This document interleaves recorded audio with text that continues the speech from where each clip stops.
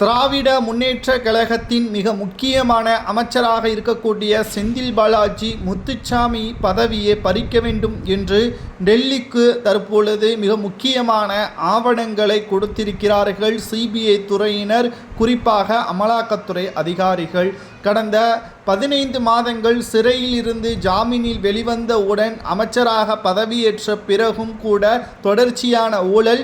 அவர் சிறையில் இருந்த பொழுது மதுபானம் மற்றும் மின்சாரத்துறையை கவனித்து வந்த முத்துசாமியும் அதே ஊழலை தொடர்ச்சியாக செய்து வந்தார் என்ற ஆவணங்களையும் அமலாக்கத்துறை அதிகாரிகள் டெல்லிக்கு அனுப்பி வைத்திருக்கிறார்கள். செந்தில் பாலாஜியும் முத்துசாமியின் பதவியை பறித்து தமிழக அரசு உத்தரவை பிறப்பிக்கவில்லை என்றால் தமிழகத்தின் மற்ற அமைச்சர்கள் செய்த அனைத்து பித்தலாட்டங்களையும் ஊழல்களையும் அமலாக்கத்துறை அதிகாரிகள் மீண்டும் ரைடு மூலமாக மக்களுக்கு உண்மைத்தன்மை என்னவென்பதை நிரூபிக்கும் என்பதை தற்பொழுது தகவல் ஒன்று கிடைக்கப்பெற்றுள்ளது.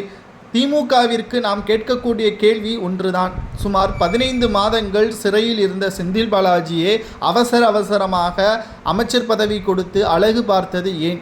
இரண்டாவதாக, செந்தில் பாலாஜி அவர்கள் அமைச்சராக பொறுப்பேற்ற பிறகு டாஸ்மாக் மதுபானங்கள் கொள்முதல் செய்யப்படக்கூடிய ஆலைகளை திமுகவின் எம்பி ஜெகத் ரட்சகனுக்கு வழங்கியது மட்டுமல்ல, அது மூலம் கருப்பு பணங்களை பதுக்கியதும், மதுபானங்கள் ஆணையில் ஒட்டுமொத்தமாக தேர்வு செய்யப்பட்ட மதுபானங்களை மட்டும்தான் கொள்முதல் செய்ய வேண்டும், அதில் கலப்படங்கள் செய்து மத்திய அரசிற்கு செலுத்தக்கூடிய ஹலால் வரியே பதுக்கியதும் செந்தில் பாலாஜி அவர்களது திட்டமிட்ட சதிதான் என்ற தகவலும் தற்பொழுது கிடைக்கப்பெற்றுள்ளது.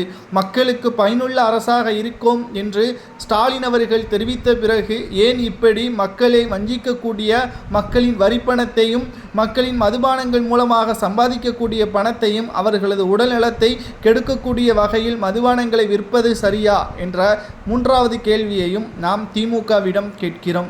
நான்காவதாக, தமிழகத்தை விடியலாக மாற்றுகிறோம், மொழிக்காக உயிரை கூட கொடுப்போம் என்று கூறுகின்ற ஸ்டாலின் அவர்கள் மதுபானங்களை குடிக்கின்ற குடிமக்களுக்கு உரிய பாதுகாப்பை உங்களால் செலுத்த முடியவில்லையே, கூடுதலாக பாட்டிலுக்கு 10 ரூபாய் வழங்கிய போதிலும் கூட சரியான தரமான மதுபானங்களை கொடுக்க முடியாத உங்களால் எப்படி மக்களின் வாழ்வாதாரத்தை சீராக அவர்களது வாழ்க்கையை உயர்த்த முடியும் என்பதை எப்படி வாக்குறுதியாக கொடுத்தீர்கள்?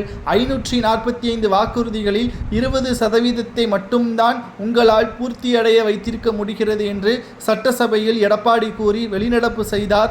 அதற்கான பதிலையும் டாஸ்மாக் மதுபானங்கள் தலைமை அலுவலகத்தில் அமலாக்கத்துறை ரைடு பற்றியான விவரத்தையும் ஏன் வெளியிடவில்லை என்ற கேள்வியும் நாம் கேட்கிறோம்.